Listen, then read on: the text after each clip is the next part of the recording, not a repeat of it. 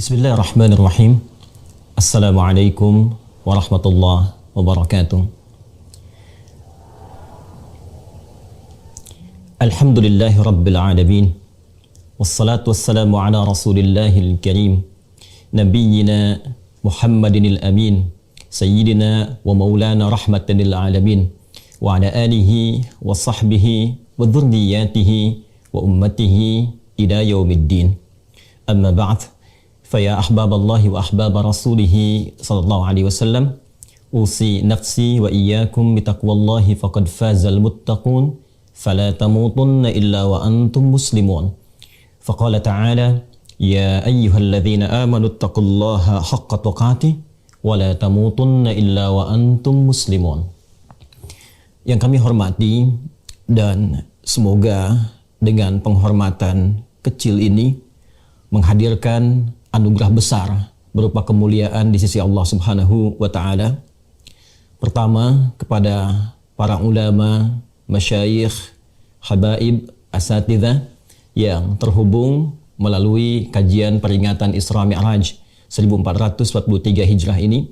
Semoga kita semua yang terhubung pada saat ini senantiasa diberikan keikhlasan dan kekuatan oleh Allah Subhanahu wa taala dalam menyampaikan risalah wasiat Rasulullah sallallahu alaihi wasallam yang dengan itu dapat dirasakan bimbingan kemuliaan pada umat, khususnya masyarakat Indonesia, baik yang berasal dari ormas-ormas Islam, Majelis Ulama Indonesia, Nahdlatul Ulama, Muhammadiyah, Dewan Masjid Indonesia, pun demikian juga dari Pusat Pengkajian dan Pengembangan Islam di Jakarta.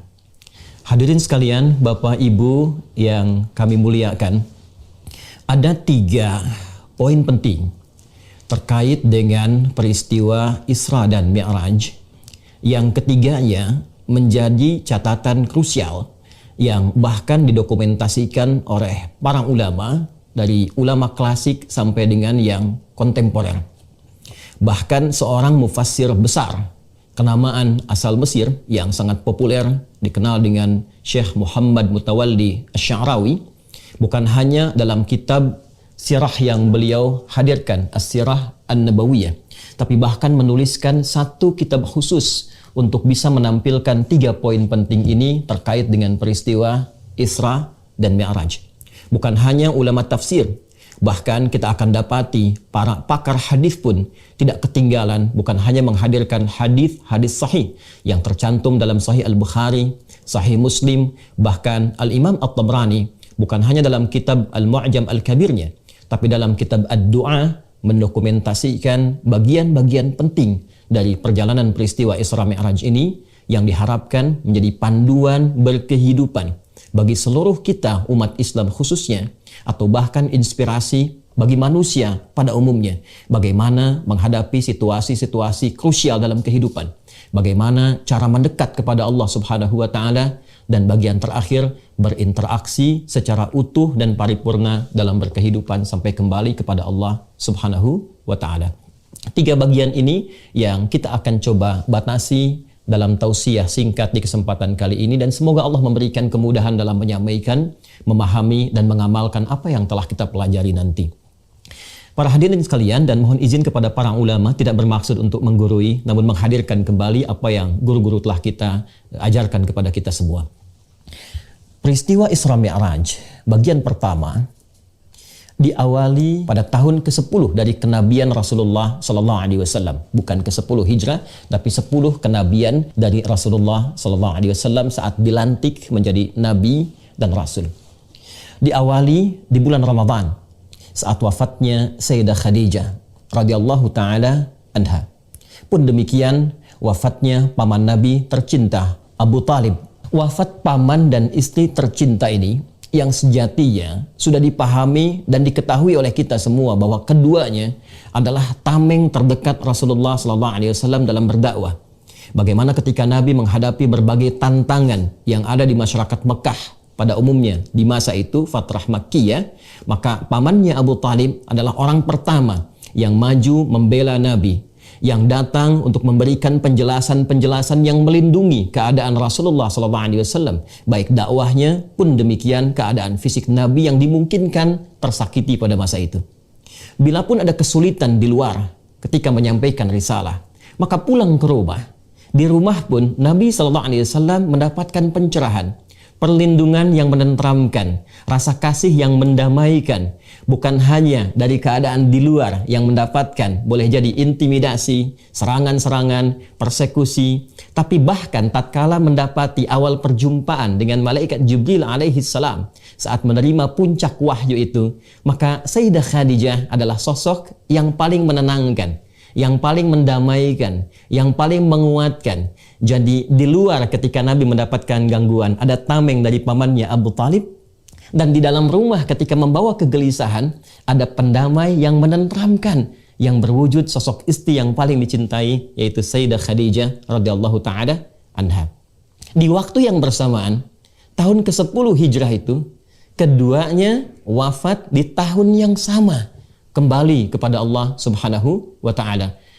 Nabi SAW tentu diliputi oleh rasa kesedihan yang mendalam, rasa duka yang sangat luar biasa, sampai para sejarawan sepakat menjadikan tahun ini sebagai tahun kesedihan dalam sejarah Islam, dinawai dengan Amul Huzni.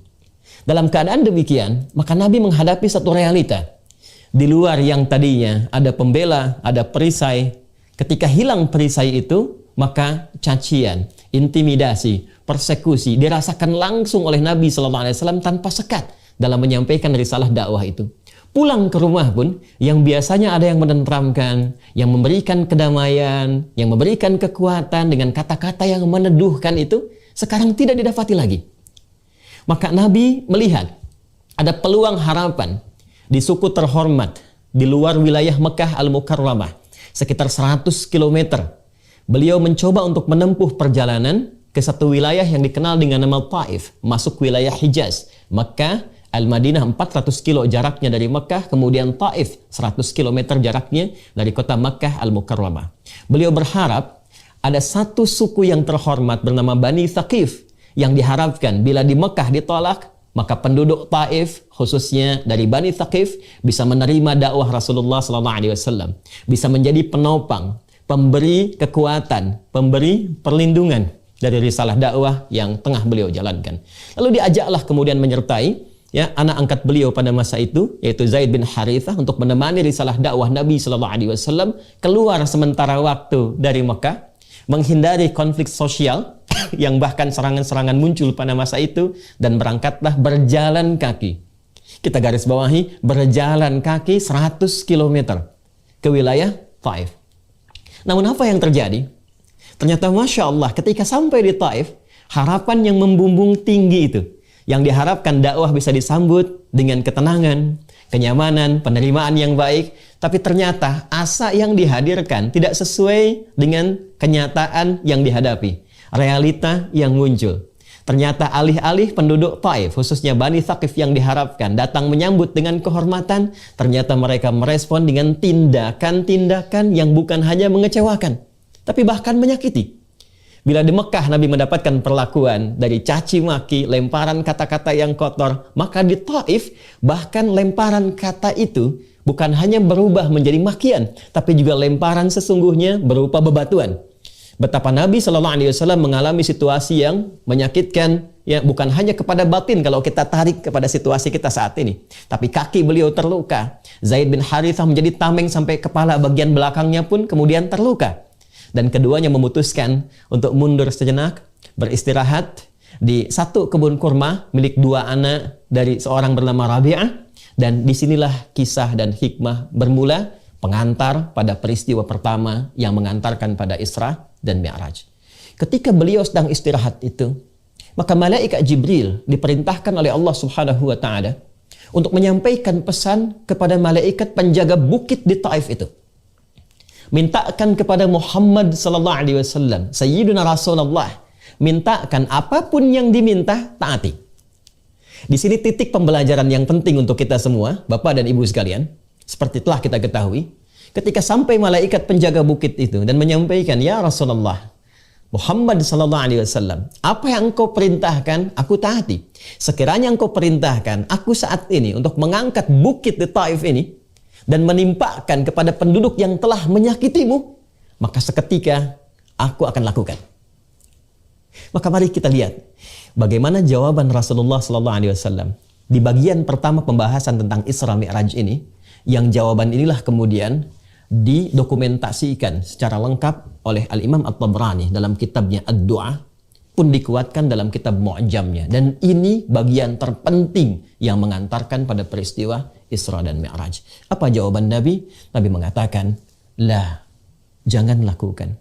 Fa innahum qaumun la ya'lamun." Boleh jadi mereka menghadirkan respon yang menyakiti itu, yang melukai itu, bukan karena diniatkan untuk sengaja melukai, bukan karena diniatkan untuk sengaja menyakiti. Namun mereka melakukannya karena boleh jadi mereka belum tahu saja hakikat tentang sesuatu. Mereka belum tahu tentang manfaat agama ini. Maka aku berharap esok lusa ada keturunan-keturunan di Bani Thaqif, ada keturunan-keturunan di Taif ini yang kelak akan beriman pada risalah Muhammad sallallahu alaihi wasallam. Lantas seketika beliau berdoa dan perhatikan permohonannya kepada Allah Subhanahu wa taala. Ilahi, ilaika ashku dha'fa quwwati wa qillata hilati wa hawani 'alan nas. Ya Allah, saat ini aku mengaduhkan kepadamu tentang kelemahanku dan kurangnya dayaku di hadapan manusia. Ya Arhamar Rahimin, duhai yang sempurna kasih dan sayangnya. Anta Rabbul Mustad'afin. Aku menyadari dan meyakini Engkau adalah perawat setiap orang-orang yang lemah, golongan-golongan yang terlemahkan. Anta Rabbi, dan Engkau pun Rabb yang merawatku, yang menyayangiku, yang mengasihiku. Ila man takiluni. Setelah perlakuan di Taif ini, kemana lagi Engkau perkenankan aku untuk melangkah menyampaikan risalah dakwah? Ila ba'idin yatahajjamuni, apakah ke tempat yang masih jauh dan di tempat itu masih ada sekelompok orang yang akan menyakitiku? Am ila aduwin malaktahu amri, atau tempatnya masih dekat yang ketika aku sampai ke tempat itu masih ada orang-orang yang tidak suka kepadaku lantas akan menyakitiku lagi. Masya Allah. Malam takun bika alayya ghadabun fala uballi. Sepanjang Engkau tidak marah kepadaku, aku tidak peduli. Engkau sampaikan aku ke tempat yang jauh dan berpotensi menyakiti aku, atau tempatnya masih dekat dan berpotensi aku disakiti kembali, berpotensi aku dimusuhi kembali, aku menerima ya Allah. Yang penting Engkau tidak marah kepadaku. Walakinna rahmatan liya ausa. Dan aku yakin sungguh kasih-Mu kepadaku lebih luas dibandingkan dengan perlakuan-perlakuan yang menyakitkan itu. Ilahi, ya Allah, aku bersandar kepadamu sepenuhnya. Aku bersandar kepadamu sepenuhnya. Malam tunzil ilayya ghadabak wa la yahilla alayya sakhatuk. Sepanjang Engkau tidak turunkan kemarahan-Mu kepadaku, atau tidak hadir murka-Mu kepadaku ya Allah, maka aku bertawakal kepadamu. Ilaikal utbah hatta tarda, la haula wa la quwwata illa bik. Ya Allah, aku bertawakal sepenuhnya kepadamu mengharapkan ridha-Mu, dan sungguh segala daya, upaya dan kekuatan semua aku kembalikan kepadamu. Hadirin sekalian, jawaban inilah yang menggentarkan arasy dan menghadirkan undangan spesial dari Allah Subhanahu wa taala untuk menunaikan peristiwa Isra dan Mi'raj